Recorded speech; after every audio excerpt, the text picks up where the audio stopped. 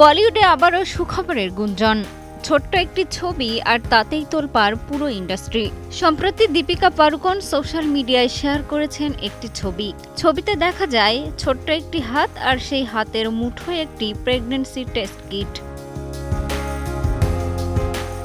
কোনো ক্যাপশন নেই, কোনো ঘোষণা নেই, তবুও বার্তাটা যেন স্পষ্ট। সেই ছোট্ট হাতটি আর কারো নয়, তার মেয়ে দুয়া পাড়ুকোন সিংয়ের। একই ছবি শেয়ার করেছেন স্বামী রণবীর সিংও। তবে কি দ্বিতীয়বার মা হওয়ার ইঙ্গিত দিলেন দীপিকা? এমন প্রশ্নে তোলপাড় নেট দুনিয়া।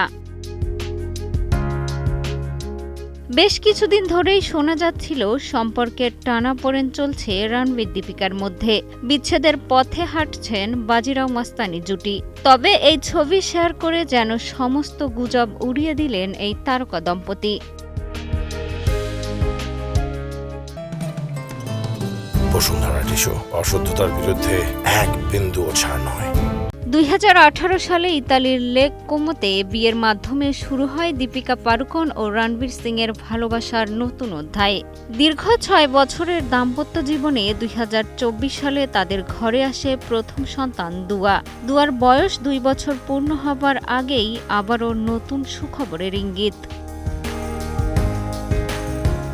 তবে শুধু ব্যক্তি জীবন নয়, পেশাগত জীবনেও আলোচনায় দীপিকা।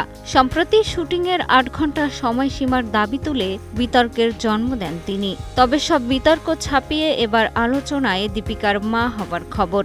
ছবিটি পোস্ট করার পর শুভকামনায় ভরে গেছে তারকা জুটির কমেন্ট বক্স।